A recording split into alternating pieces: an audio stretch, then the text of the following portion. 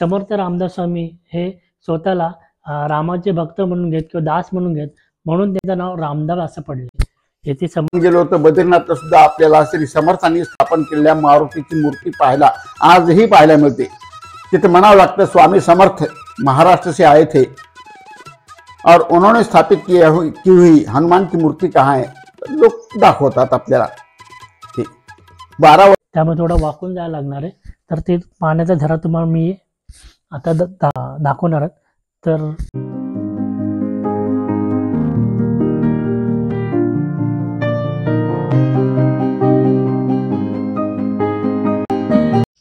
जय शिवराय मित्रांनो, पुन्हा एकदा आपल्या या मराठी यूट्यूब चॅनल आपलं सर्वांचं हार्दिक स्वागत करेन. मी योगेश पवार. आज आपण आलो आपल्या गावी माजेरीला आणि आपल्या गावापासून 15 ते 20 किलोमीटरच्या अंतरावर श्री क्षेत्र शिवतरगले हे आहे आणि तिथे आपण आज भेट देणार आहोत.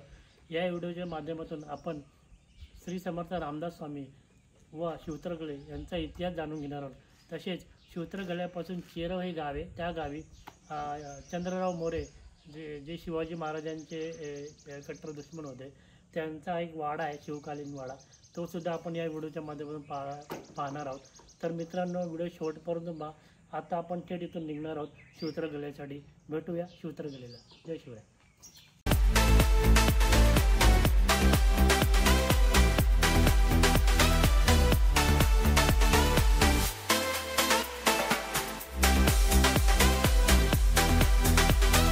तर मित्रांनो, आता आपण पोचलो आहोत भारतगाव फाट्यावर. भारतगावापासून शिवतरगले हे 15 किलोमीटर अंतरच्या आसपास आहे. माझ्या उजव्या साईडला या बॅक साईडला तुम्हाला इथून पुण्यावरून यायला रस्ता आहे. पुणे इथून अंदाजे 100 किलोमीटर असेल आणि हे 115 किलोमीटर इथून पुणे आहे. आणि बॅक साईडला इथून तुम्हाला मुंबईवरून यायला रस्ता आहे. मुंबईवरून हे अंतर अंदाजे 250 किलोमीटर असेल. तर आपण माझ्या मागे तुम्हाला बोर्ड दिसत आहे शिवतरगलेचा. तर आता आपण जाणार शिवतरगलेला आणि पुढं रस्ता कसा काय हे सर्व तुम्हाला.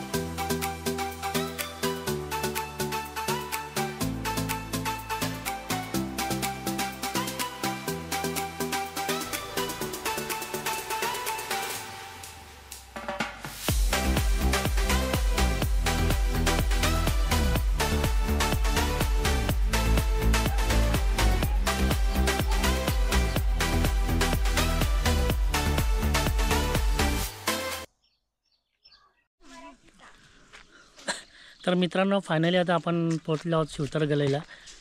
माझ्या मागे तुम्ही हा बघू शकतात प्रवेशद्वार. इथून आता आतमध्ये आपण आतमध्ये जाणार आहोत आणि शिवतरगलेला श्री समर्थ रामदास स्वामींचं दर्शन घेणार आहोत. आणि या व्हिडिओच्या माध्यमातून आपण समर्थ रामदास स्वामी आणि शिवतरगले याचा इतिहास थोडक्यात जाणून घेणार आहोत. तर आता आतमध्ये जाऊया आपण.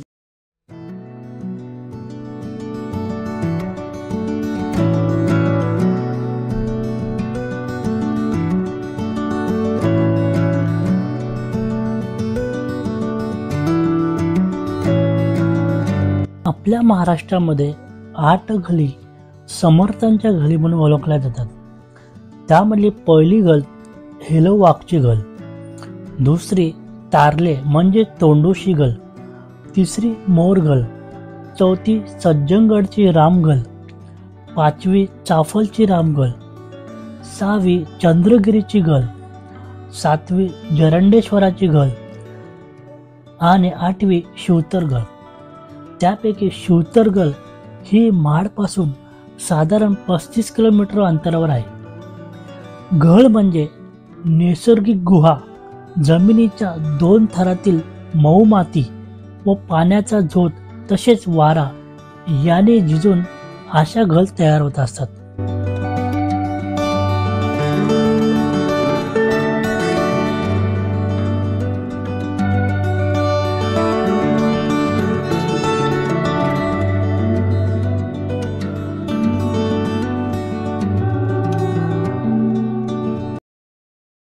श्री समर्थ रामदास स्वामी यांचा बहुतांश मुक्काम व श्रीमद दासबोधाचे लिखाण शिवतरगड येथे झाल्याने दासबोधाची जननी म्हणून शिवतरगड प्रसिद्ध आहे. समर्थाने सांगितलेल्या व कल्याण स्वामींनी लिहिलेला 7751व्या 200 समास व 20 दशके असलेला श्रीमद दासबोध ग्रंथ या घडीतच रचला गेला. समर्थाने या घडीला सुंदरमठ हे नाव दिले होते. या घडीचे वर्णन करताना समर्थ श्री रामदास स्वामी म्हणतात, गिरीचे मस्तकी गंगा तेथून चालीला बळे, धबाबा लोटती धारा धबाबा तोय आदळे, गर्जितो मेघ तो सिंधू ध्वनी कल्लोळ उठिला, कड्याच आदळे धारा वात आवर्त होतसे, तुषार उठती रेणू दुसरे रज मातळे, वात मिश्रित ते रेणू शीत मिश्रित धुकटे, दराचा तुटला मोठा झाडखंदे परोपरी, निबिड दाटली छाया त्यामध्ये ओघ वाहती, गर्जती स्वापदे पक्षी नाना स्वरे भयंकरे, घडद होतसे रात्री ध्वनी कल्लोळ उठती, कर्दमो निवडे ना तो मानसी साकडे पडे, विशाल लोटती धारा ती खाली रम्य विवरे, विश्रांती वाटते तेथे जावया पुण्य पाहिजे, कथा निरूपणी चर्चा सार्थक काल जातसे. जय जय रघुवीर समर्थ. तर मित्रांनो, आता आपण आहोत श्री क्षेत्र शिवतरगड येथे. या व्हिडिओच्या माध्यमातून आपण श्री समर्थ रामदास स्वामी आणि शिवतरगड याचा इतिहास जाणून घेणार आहोत. श्री समर्थ रामदास स्वामी यांचा जन्म 1608 मध्ये जालना जिल्ह्यातील जांब या गावी झाला. त्यांचं पूर्ण नाव नारायण सूर्याजी पंत ठोसर. त्यांच्या वडिलांचं नाव सूर्याजी पंत आणि आईचं नाव राणूबाई असे होतं. तसेच त्यांचे मोठे बंधू गंगाधर हे त्यांचं नाव होतं. समर्थ रामदास स्वामी हे वयाचे 12 वर्ष असताना त्यांच्या विवाहाच्या वेळी सावधान हे शब्द कानी पडतात त्यांनी तिथून पलायन केले आणि त्यानंतर पुढील 12 वर्ष त्यांनी नाशिक येथील टाकली या ठिकाणी तपश्चर्या केली व पुढील 12 वर्ष त्यांनी पूर्ण भारत भ्रमण केले. समर्थ रामदास स्वामी हे स्वतःला रामाचे भक्त म्हणून घेत किंवा दास म्हणून घेत, म्हणून त्यांचं नाव रामदास असं पडले. येथे समर्थ रामदास स्वामी यांनी दासबोध ग्रंथ दिला. हा जो दासबोध ग्रंथ आहे तो 20 दशक आणि प्रत्येक दशकामध्ये 10 समास याप्रमाणे 200 समास त्या दासबोध ग्रंथामध्ये. समर्थ रामदास स्वामी यांनी हा ग्रंथ लिहिण्यासाठी कल्याण स्वामी हे आपल्या शिष्याची मदत घेतली. समर्थ रामदास स्वामी सांगत आणि त्याप्रमाणे कल्याण स्वामी त्याचं लेखन करत याप्रमाणे दासबोध ग्रंथाची निर्मिती करण्यात आलेली आहे. एक मिनिट. नमस्कार मित्रांनो, आता आपण आहे शिवतरगडला. हे काका हे सेवेकरी म्हणून इथं आहेत काका, आणि हे आता आपल्याला शिवतरगड आणि समर्थ रामदास स्वामींबद्दल थोडीफार माहिती सांगणार आहे. ते आता आपण त्यांच्याकडे जाणून घेऊया. काका, पहिले तुमचं पूर्ण नाव सांगा आणि मग सुरुवात करा. बापूसाहेब गोविंदराव शिरूरकर, राहणार अहमदपूर, जिल्हा लातूर, सध्या नांदेडला. या ठिकाणी जेव्हा मला फोन येईल, जेव्हा अडचण येईल त्यावेळेस मी इथं येतो आणि सेवा करतो. ही सेवा करत असताना समर्थ रामदास स्वामीविषयी माझ्या मनामध्ये उत्सुकता निर्माण झाली आणि मी समर्थ रामदास स्वामींच्या वाङ्मयाचा आणि रामदास स्वामींच्या जीवनाचा अभ्यास करायचा प्रयत्न केला. जवळजवळ सगळेच संत हे मराठवाड्यातले आहेत. निवृत्ती ज्ञानदेव सोपान मुक्ताबाई मराठवाड्यातले, संत रामदास स्वामी मराठवाड्यातले, नामदेव महाराज मराठवाड्यातले, गोरा कुंभार मराठवाड्यातले, अनेक संत मराठवाड्यातले. त्यापैकीच एक श्री रामदास स्वामी, समर्थ रामदास स्वामी यांचा जन्म इसवी सन 1608 मध्ये झाला. जांब समर्थ या गावी. त्यांचं मूळचं नाव नारायण सूर्याजी ठोसर. ते जांबला 12 वर्ष राहिले. त्यांच्या आयुष्याचे 12 वर्षाचे एकंदर 5 टप्पे पडतात. पहिले 12 वर्ष ते जांबला राहिले. विहिरीमध्ये पोहायचे, विहिरीमध्ये उड्या मारायचे, झाडावर चढायचे, आंबे तोडायचे. हे करत असताना त्यांचं बालपण जात होतं. ते 7 वर्षाचे झाले असताना त्यांची मुंज झाली आणि त्या काळातल्याप्रमाणे लग्न 12व्या वर्षी करायचं होतं. त्यांचे वडील वारले. आई राणूबाई म्हणायची, नारायणा आता तुझं लग्न व्हायला पाहिजे, तुझं लग्न करायचं आहे. आता गंगाधरचं लग्न झालं, आता तुझं लग्न करायचं आहे. ते म्हणतं, आई मला लग्न करायचं नाही. एके दिवशी रामदास स्वामी रुसून माडीवर जाऊन बसले. मिठाचं रांजण होतं, मिठाच्या रांजणाच्या मागं बसले आणि राणूबाई त्यांची आई त्यांना हुडकत होती. हुडकत ती माडीवर आली. माडीवर पाहते तर रामदास स्वामी तिथं बसले आहेत. ते म्हणते, नारायणा अरे इथं तू काय करतोस? समर्थ म्हणतात, आई चिंता करतो विश्वाची. वयाच्या 7व्या वर्षी विश्वाची चिंता करणारा हा संत, हा महात्मा, यांना लोक समर्थ म्हणतात. हे समर्थ 12 वर्ष राहिले. आईचा हट्ट म्हणून फक्त बोहल्यावर उभं राहिले आणि सावधान म्हणताच तिथून पळून गेले. ते तिथून पळून गेले. 12 वर्ष संपले होते आयुष्यातले. पुढची 12 वर्ष नाशिक टाकळीला ते आले. आगर टाकळीला 12 वर्ष त्यांनी तपश्चर्या केली. 13 कोटी रामनामाचा जप केला. त्यांच्या आयुष्याची 24 वर्ष संपली. यात नाशिक टाकळीला असताना दशपंचक गावचे कुलकर्णी मरण पावले आणि त्यांची प्रेत यात्रा समर्थांच्या समोर गोदावरीच्या काठावर आली. त्यांची बायको सती जायला निघाली होती. तिने पाहिलं की एक साधू बसलेला आहे. साधूला नमस्कार करावा, त्याचा आशीर्वाद घ्यावा म्हणून ती समर्थाजवळ आली आणि समर्थांना तिने नमस्कार केला. समर्थाने आशीर्वाद दिला. अष्टपुत्रा सौभाग्यवती भव. ती माऊली रडायला लागली. समर्थाने विचारलं, का माते, का रडतेस? स्वामी तुम्ही आशीर्वाद दिला तो या जन्माचा की पुढच्या जन्माचा?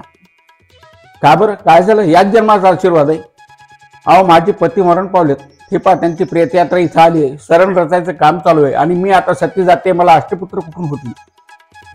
समर्थाने पाहिलं, खरंच समोर लोक आहेत, प्रेत आहे. समर्थ धावत प्रेताजवळ गेले. समर्थांनी पाहिलं, नाडी पाहिली, छाती पाहिली आणि समर्थांनी काही औषधं आणायला सांगितले लोकांना आणि 4 जणांना बोलून त्यांचे तळहात आणि तळपाय चोळायला सांगितले. समर्थ सांगितले, हे मेलेले नाहीत, यांचा मृत्यू झालेला नाही, हे जिवंत आहेत, थोडंसं थांबा. 5-10 मिनिटं झाले. समर्थांनी त्यांचं हृदय दाबलं. पाहिजे होती ती औषधं त्यांच्या तोंडात घातली, तळपायाला तळहाताला लावली आणि दशपंचक गावचे कुलकर्णी उठून उभं राहिले. त्यांनी समर्थांना नमस्कार केला आणि समर्थांनी सांगितलं, अष्टपुत्रा सौभाग्यवती भाऊ, हा माझा आशीर्वाद आहे आणि तो आशीर्वाद खरा होईल. दशपंचक गावचे कुलकर्णी म्हणले, आम्हाला एकही मूल लेकरू नाही. आम्हाला जर लेकरू झालं तर पहिलं मूल आम्ही तुम्हाला देऊ. तर त्या कुलकर्ण्याचं पहिलं मूल म्हणजे समर्थ रामदास स्वामीचे पहिले शिष्य उद्धव स्वामी. अशी 12 वर्ष तिथं संपली. 24 झाले. पुढची 12 वर्ष समर्थांनी कन्याकुमारी ते बद्रीनाथपर्यंत भारत यात्रा केली. पूर्ण भारत केला. भारतामध्ये त्यांनी 1100 मारुती मंदिराची स्थापना केली, 1100 मठाची स्थापना केली. बद्रीनाथला जर आपण गेलो तर बद्रीनाथला सुद्धा आपल्याला श्री समर्थांनी स्थापन केलेल्या मारुतीची मूर्ती पाहायला आजही पाहायला मिळते. तिथे म्हणावं लागतं, स्वामी समर्थ महाराष्ट्र से आए थे और उन्होंने स्थापित की हुई हनुमान की मूर्ति कहाँ है? लोक दाखवतात आपल्याला. 12 वर्ष झाली. अशी 36 वर्ष समर्थांची गेली. शिवाजीराजांची आणि समर्थांची भेट झाली. समर्थांना शिवाजीराजांचं महत्त्व समजलं. समर्थांनी शिवाजीराजांना जाणता राजा ही पदवी दिली आणि शिवाजीराजांना स्वराज्य स्थापनेमध्ये मदत करायला सुरुवात केली. समर्थ उर्वशी नदीच्या काठी गेले, सज्जनगडाच्या जवळ. तिथं त्यांनी मठ स्थापन केला. तिथं त्यांनी आखाडे स्थापन केले. लोकांना तलवार चालवणे, घोड्यावर बसणे, भाला फेकणे, लाठी खेळणे, कुस्ती खेळणे आणि स्वराज्याची स्वधर्माची शिकवण समर्थांनी दिली आणि यामुळं अनेक तरुण शिवाजी महाराजांच्या सैन्यामध्ये दाखल झाले. त्याच वेळेस अंगापूरच्या डोहामध्ये समर्थांना 2 मूर्ती सापडल्या, एक अंगाई देवीची आणि एक रामाची मूर्ती. त्या अंगाई देवीच्या मूर्तीची स्थापना समर्थांनी सज्जनगडावर केली आणि रामाच्या मूर्तीची स्थापना समर्थांनी चाफळ या ठिकाणी केली. त्यानंतर समर्थ तिथं फिरत राहिले. समर्थांच्या डोक्यामध्ये खूप मोठे विचार जमले होते. आता समर्थांच्या वयाची 48 वर्ष संपत आली होती. यावेळी समर्थांनी कोल्हापूर, सातारा, बार्शी अनेक ठिकाणी जाऊन स्वधर्माविषयी लोकांना जागं केलेलं आहे. आता समर्थांच्या डोक्यामध्ये खूप विचार आहेत की आता आपल्या डोक्यात जे आहे ते लोकांपर्यंत गेलं पाहिजे, पोहोचलं पाहिजे.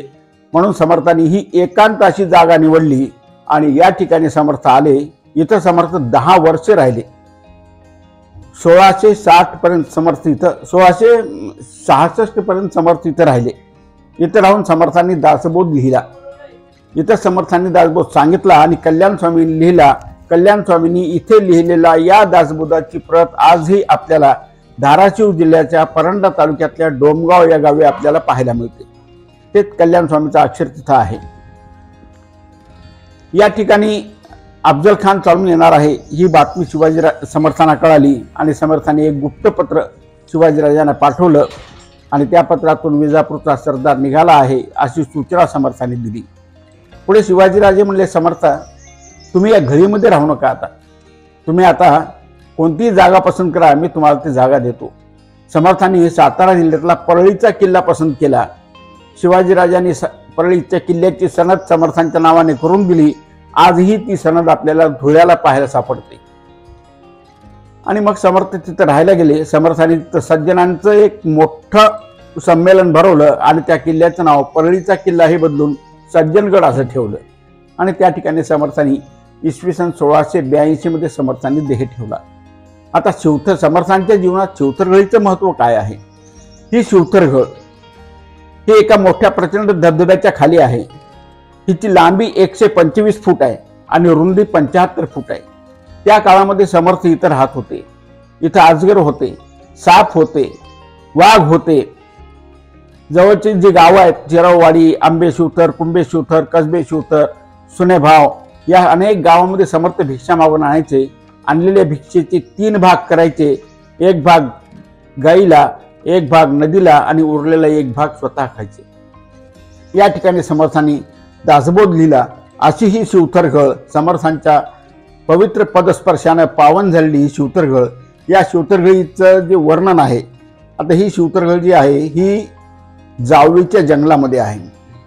या शिवथरघळीच्या समोर जो डोंगर आहे त्या डोंगराला कावळा डोंगर असं म्हणतात. शिवाजीराजांना तिथे किल्ला बांधायचा होता, पण शिवाजीराजे तिथे किल्ला बांधू शकले नाहीत, कारण तिथं पठार नाही आणि पठार नसल्यामुळं पाणी नव्हतं. पण शिवाजीराजांचे गुप्तहेर या कावळा डोंगरावर थांबायचे आणि कुठलीही चांगली वाईट बातमी शिवाजीराजांना इथून अवघ्या 5 ते 10 मिनिटांमध्ये त्या काळामध्ये कळत होती. रायगड तर इथून 20-25 किलोमीटर आहे, पण शिवाजीराजांना ती बातमी कळत होती, कारण शिवाजीराजांच्या गुप्तहेर खात्याचा प्रमुख बहिर्जी नाईक होता. त्या बहिर्जी नाईकाचे गुप्तहेर वेगवेगळ्या प्राण्यांचे आवाज काढत होते, पक्ष्यांचे आवाज काढत होते. आता पोपटाचा आवाज आला की महाराज ओके आहे, काळजी करू नका. कावळ्याचा आवाज आला, महाराज कुठेतरी काहीतरी गडबड झाली आहे, हे चालू आहे. आणि समजा फार मोठा धोका असेल तर त्या डोंगरावर एक मोठी बनीम पेटून द्यायची. ती पेटवलेली बनीम गंजी रायगडावर दिसायची आणि शिवाजीराजांना ती सूचना मिळायची. या ठिकाणी समर्थ राहिले 10 वर्ष. इथून मग समर्थ याला सज्जनगडावर गेले. सज्जनगडावर समर्थांनी आपला शिष्य संप्रदाय वाढवला. अनेक शिष्य समर्थांना मिळाले. 11 मारुतीची स्थापना सातारा जिल्ह्यामध्ये समर्थांनी केली. समर्थांचे शिष्य पुढे कल्याण स्वामी परंड्याला गेले, तिथून डोमगावला गेले. डोमगावला त्यांनी आपला संप्रदाय स्थापन केला आणि समर्थ संप्रदायाचा त्यांनी प्रचार केला. अशी ही शिवथरघळ. या शिवथरघळीला समर्थ राहिले 10 वर्ष. 10 वर्षामध्ये समर्थांनी इथं राहून खूप मोठं राजकीय काम केलं, सामाजिक काम केलं. तर मित्रांनो, बघितलं आपल्याला त्या गुरुजींनी कशा प्रकारे आपल्याला समर्थ रामदास स्वामी आणि शिवथरघळीचा इतिहास सांगितला आहे. आता आपण हे जिथं समर्थ रामदास स्वामींनी हा दासबोध ग्रंथ लिहिला त्याच्या शेजारीच एक पाण्याचा झरा आहे. ते पाण्याची चव कशी आहे आणि एकदम ॲक्वासुद्धा फेल होईल एवढं शुद्ध आणि असं पाण्याचा झरा आहे. ते पाणी आता आपण पिणार आहोत आणि ती थोडं आतमध्ये, त्यामुळे थोडं वाकून जायला लागणार आहे. तर ते पाण्याचा झरा तुम्हाला मी आता दाखवणार आहे. तर हा आमचा बारक्या आतमध्ये गेलाय. बारक्या पाणी काढ जरा. आणि मी पण सुद्धा जाणार आहे आतमध्ये. हे बघा पाण्यात जरा आतमध्ये जाणार आहे आपण. हे पाणी बघा किती शुद्ध असं पाणी आहे आणि तेवढं थंड आहे की तुमच्या फ्रीजचं पाणी सुद्धा फेल होईल एवढं असं थंड पाणी. आणि आता आपण पाणी पिणार आहोत.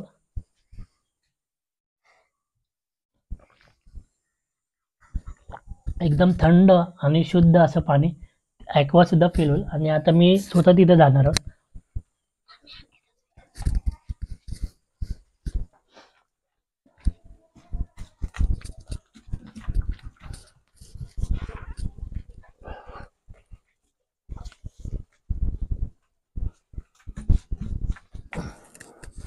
आणि इकडं तर मित्रांनो इथं तर पाण्याचा झरा आहे. इथं थोडा अंधार असल्यामुळे तुम्हाला एकदम क्लिअर कट दिसणार नाही. तरीसुद्धा मी जेवढं क्लिअर कट दाखवण्याचा प्रयत्न करणार आहे. आणि ते पाणी खूप निर्मल आणि शुद्ध असं आहे. तर तुम्हाला दाखवतो मी आता. तर मित्रांनो हाच तो पाण्याचा झरा. इथं अंधार असल्यामुळे तुम्हाला क्लिअर कट दिसणार नाही. परंतु आता आपण इथून तुम्हाला पाणी काढून दाखवणार आहे. आणि आपल्यासोबत तनिष्क आहे. तनिष्क आता पाणी काढणार आहे. बघा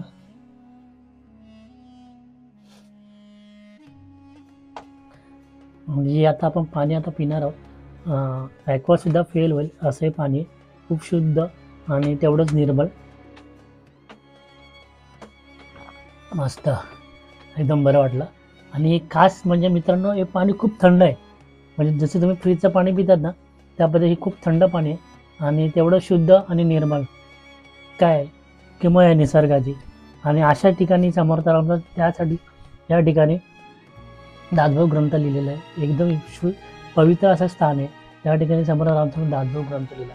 आणि हा पाण्याचा झरा मस्त बरं वाटलं. एकदम एक मानसिक समाधान भेटलं.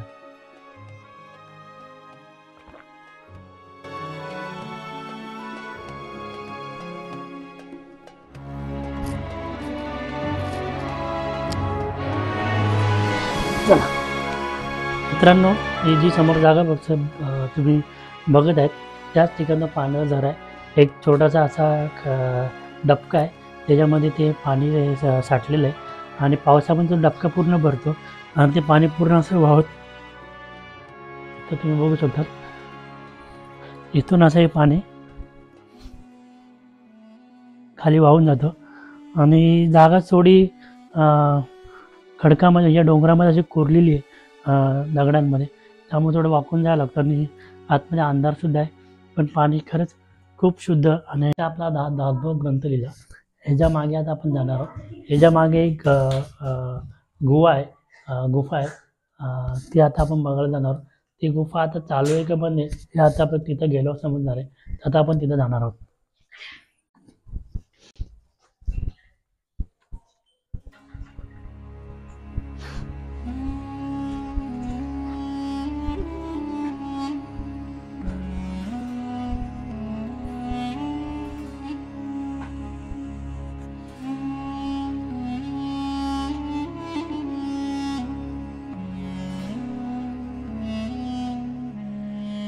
इथं बघू शकता तुम्ही वटवाघूळ. भरपूर वटवाघूळ आहे. त्यामुळे तिथे जाणं थोडा धोकादायक आहे. आता आपण आधी इथे एक गुफा आहे.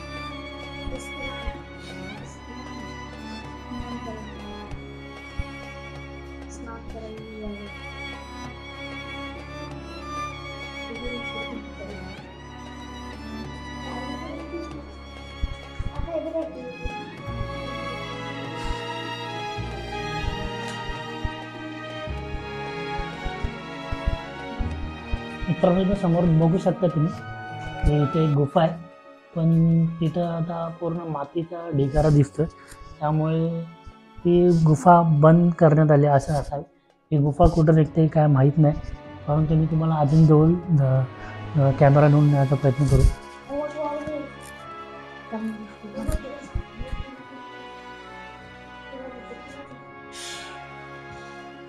खूप काळोख आहेत मित्रांनो. आणि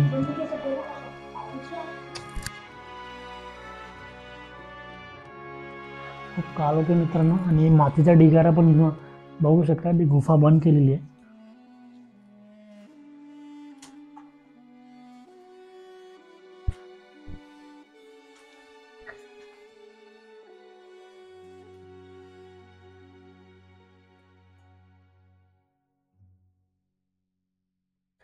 शिवतरगड आणि आजूबाजूचा सर्व परिसर मोऱ्यांच्या जावळीच्या वतनात मोडत असे. जावळीचे मोरे हे विजापूर दरबारचे वतनदार देशमुख होते.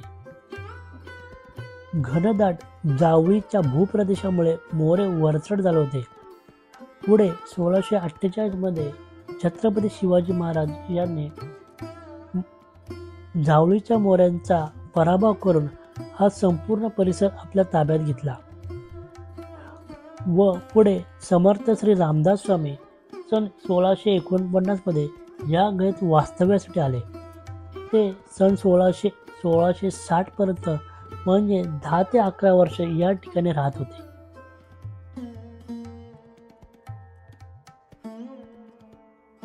श्री समर्थ रामदास स्वामींनी श्रीमद दासबोध या ग्रंथाशिवाय रामायणातील किष्किंधा, सुंदर व युद्ध ही कांडे, कित्येक अभंग, आरत्या, भूपाळ्या, पदे, स्तोत्र, राजधर्म, शास्त्रधर्म, वैराग्य शतक, ज्ञानशतक, उपदेश शतक इत्यादी विषयावरील विपुल लेखन समर्थांनी केले आहे.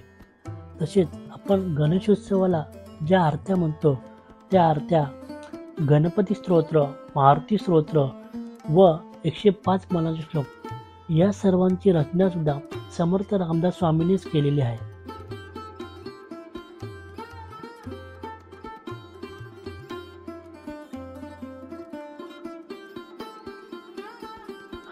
तर मित्रांनो, आपल्या उत्तम प्रकारे इथलं दर्शन झालेलं आहे.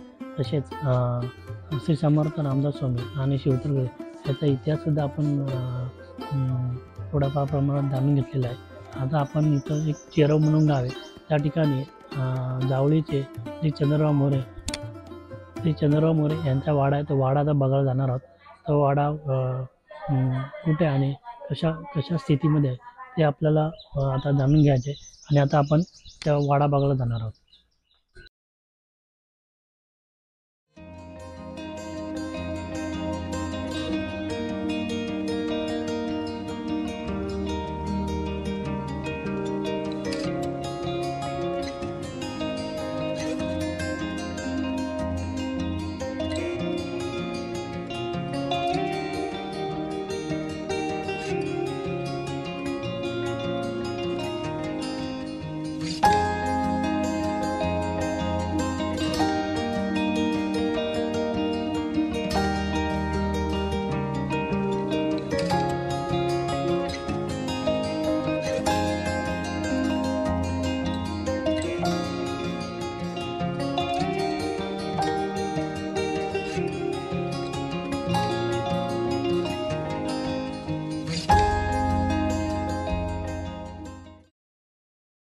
तर मित्रांनो, मस्तपैकी असं आपल्याला श्री समर्थ कृपेने प्रसाद भेटलेला आहे. प्रसाद सेवन करत आपण चंद्रराव मोरे यांचा वाडा पाहायला जाणार आहोत. आणि खूप उत्तम अशी सुविधा आहे इथं की तुम्हाला कुठलंही शुल्क न करता फ्रीमध्ये प्रसाद पुरवला जातो. आणि जेवढे पण भक्तजण असतील इथे येणारे त्यांना हा फ्रीमध्ये प्रसाद पुरवला जातो. जे इथे देणगी देतात त्यातूनच इथं प्रसादाची सोय केली जाते. आणि खास करून म्हणजे प्रसाद इतका चविष्ट आणि स्वादिष्ट की 5 पाकवांनासुद्धा त्याच्या पुढे फेल आहेत. आणि उत्तम प्रकारचा प्रसाद ग्रहण करून आता आपण जाऊया वाड्याकडं.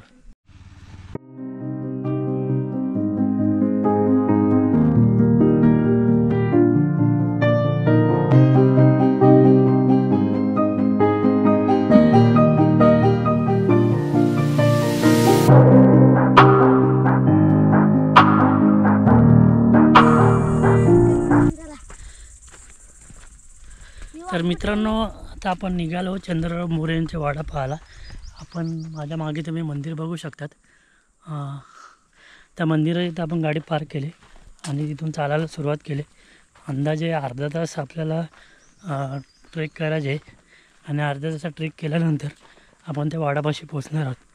तर बघूया कशा प्रकारे आपल्याला तो वाडा बघायला भेटतो तो. कारण मी सुद्धा पहिल्यांदा आलो आहे.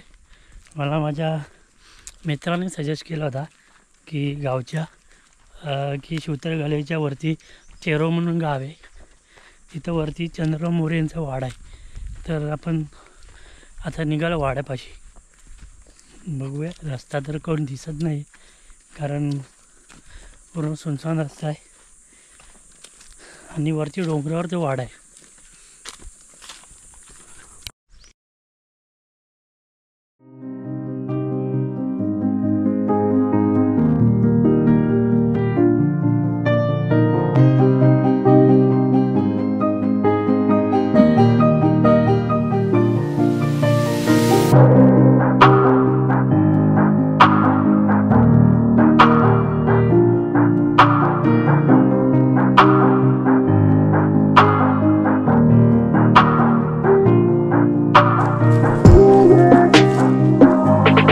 मित्रांनो, आपण आलो तर आहोत परंतु रस्ता काही समजत नाही आहे, फक्त चालतो आम्ही. हां माशांचा पोला काका, इथं ते चंद्रराव मोरेंचा वाडा कुठे?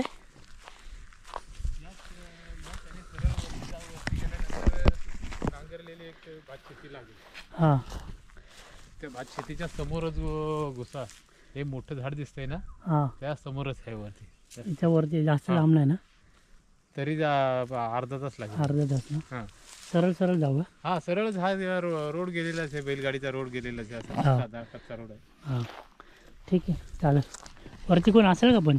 आता वरती कोण नाही मिळालं, तर आता हे उन्हाच्या याच्यामध्ये कोण नाही. सकाळी सकाळी मिळाले असं कोण. हां का?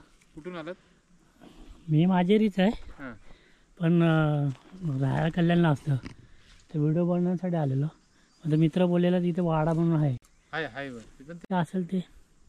तिथं गेल्यानंतर नांगरलेली शेती आहे, हां त्याच्या समोरच खालती घुसायचं. इकडे ह्या साईडला आपल्या साईडला घुसायचं. चालेल. तिथं थोडीशी अशी हे असेल, पायवाटा असेल थोडीशी, हां, त्याच्यातून. तुम्हाला जमल का याला? मी आता कपडे नाही आणले, काय नाही असं. या जाऊ तुम्ही. समोर वरती गेलात ना, हां ती नांगरलेली शेती आहे, ते वरती मध्यंतरी गेलात ना शेतीच्या, हां ती समोर पाहिलं की तुम्हाला कळलं लगेच. ठीक आहे, चालेल. आतमध्ये घुसल्यानंतर तसं तुम्हाला त्या दगड दिसणार नाही, आतमध्ये घुसल्यानंतर दगड दिसतील. चालेल.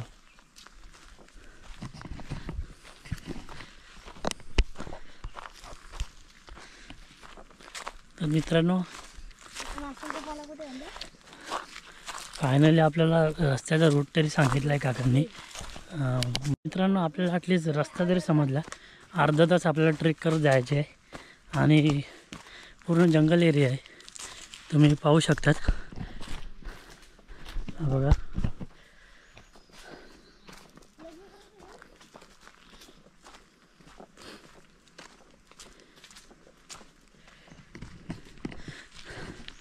आणि या व्हिडिओच्या माध्यमातून माझा पहिला ट्रेक असणार आहे.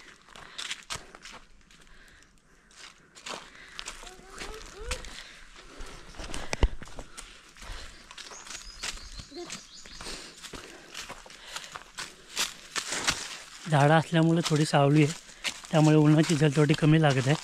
आणि सध्या एप्रिल महिना आहे, त्यामुळे एप्रिल महिन्यामध्ये भर दुपारी असं उन्हामध्ये ट्रेक करणं खूपच अवघड काम आहे आणि तेवढंच कठीणसुद्धा. तरीसुद्धा आपण तो वाड्यापाशी जाण्याचा प्रयत्न नक्कीच करणार.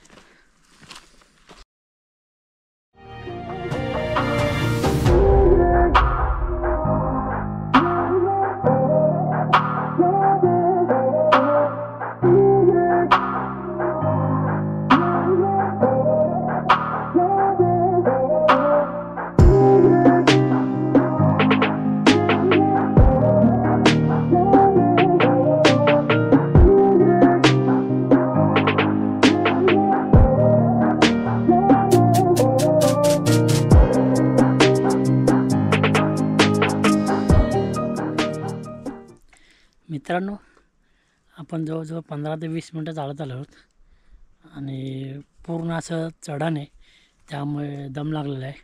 आणि हा माझा पहिला ट्रेक आहे. याच्या पुढं कधी ट्रेक केलेले नाही आणि या व्हिडिओच्या माध्यमातून ट्रेकसुद्धा करण्याची संधी मला मिळाली आहे. चालण्याची सवय नसल्यामुळे दम लागला, त्यासाठी आम्ही बोललो थोडं पाणी पिऊ आणि 2 ते 3 मिनटं थोडा विश्रांती घेऊ, नंतर पुन्हा एकदा ट्रेकसाठी सुरुवात करू. आमचा तनिक्ष म्हणजे बारक्या आणि इथं समोर आहे अनिकेत. या दोघं आता मस्तपैकी कैऱ्या खात आले, कारण कोकणामध्ये सध्या रानमेवाचे दिवस आहेत आणि या रानमेवामधलाच कैरी खाण्याचा आनंद हे दोघं घेत आहेत. हा बघा, हा तनिक्ष आणि हे अनिकेत. बघूया अजून किती टाईम लागतो आपल्याला, अर्धा तास. कारण खाली आम्ही त्या काकांना विचारला, ते बोलले अर्धा तास लागतो. 15 ते 20 मिनटं तर झालेली. बघू, चला आता पुन्हा एकदा ट्रेक करूया. तर मित्रांनो, आता आपण वाड्यापाशीच आहोत. पूर्ण वाडा हा ढासळलेला आहे, पडलेला आहे, पडक्या अवस्थेमध्ये आणि याची तटबंदीसुद्धा दिसत नाही. परंतु माझ्या मागे तुम्ही बघू शकता इथं हा आपला वाडाचा आपल्याला जोता दिसतोय. तुम्हाला कॅमेरा अजून जवळ नेऊन दाखवतो की हा जोता आहे की नाही. माझ्यामध्ये हा जोताच असावं, कारण त्या ज्या दगडी पहिले हा दगडांचा जोता तयार करत जातो आणि त्या दगडी एकदम चौकोनामध्ये दिसत आहेत. त्यामुळे जवळ नेऊन तुम्हाला कॅमेरा दाखवतो की हा नक्की हा जोताच आहे. बघा मित्रांनो, हा आपला जेव्हा आपण एखाद्या घर बांधण्यासाठी किंवा कुठले पण इमारत किंवा वाडा बांधण्यासाठी पहिले जोता बांधला जातो आणि हा एक प्रकारचा जोताच आहे. हा पूर्ण असा लांब सडक आहे आणि आता एवढे वर्ष उलटून गेले, त्यामुळे वाड्याची काही निगा राखण्यात आलेली नाही आहे. परंतु बघतात इथं पूर्ण ह्या वाड्याच्या परिसरामध्ये खूप मोठी मोठी झाडेसुद्धा वाढलेली आहेत. आता आतमध्ये आपण वाड्याच्या आतमध्ये जाऊया.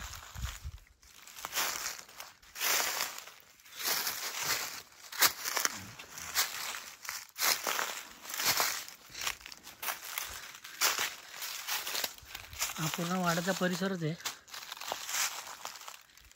आणि इथं खूप मोठं अशी झाडे आहेत. तेवढा फक्त जोता दिसून येतो.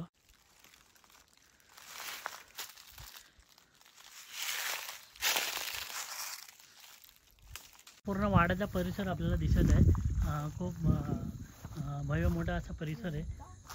परंतु वाडा हा पूर्ण भग्न अवस्थेत आहे आणि पूर्ण पडलेला आहे. हे आपल्या इतिहासाची या पाऊलखुणा आहे.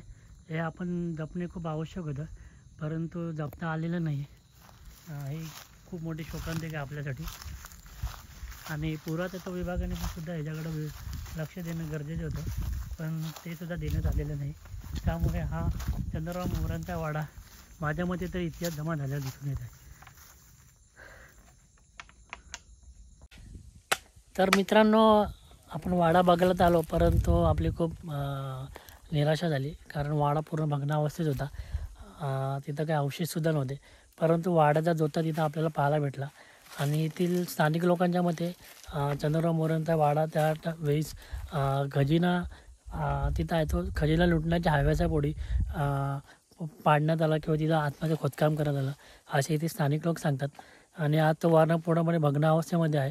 तर तरीसुद्धा जेवढं काही आपल्याला तिथं दाखवता आलं ते आपण दाखवण्याचा या व्हिडिओच्या माध्यमातून प्रयत्न केलेला आहे. तर आजचा व्हिडिओ आपण इथं संपवतात. व्हिडिओ तुम्हाला कसा वाटला नक्कीच कमेंट बॉक्समध्ये कमेंट करून सांगा. व्हिडिओ आवडल्यास लाईक करा, शेअर करा आणि आपल्या चॅनलला नवीन आता चॅनलला सबस्क्राईब करा. तसेच मित्रांनो, व्हिडिओ जर आवडत असेल किंवा व्हिडिओमध्ये काही कमतरता असेल तर कमेंट बॉक्समधून नक्कीच त्याबद्दल तुम्ही कमेंट करा, म्हणजे मलासुद्धा त्यामध्ये सुधारणा करता येईल. किंवा तुम्हाला काय सजेस्ट करायचं असेल तरीसुद्धा कमेंट बॉक्समध्ये तुम्ही सजेस्ट करू शकतात. आणि व्हिडिओ आवडल्यास मित्रांनो लाईक नक्की करत जा आणि तुमच्या मित्रांनो शेअर करत जा. तसेच तुमच्या मित्रमंडळी आणि मित्रपरिवारासोबत आपले व्हिडिओ शेअर करत जावा आणि चॅनलला सबस्क्राईब करायला सांगा त्यांना, कारण तुम्ही जेवढा प्रोत्साहन द्याल तेवढा मलासुद्धा पुढं व्हिडिओ करण्याची मी सुद्धा थोडा मोटिवेट होईल. तर मित्रांनो, भेटू एका नवीन व्हिडिओमध्ये एका नवीन ठिकाणी. जय शिवराय, जय शंभूराजे.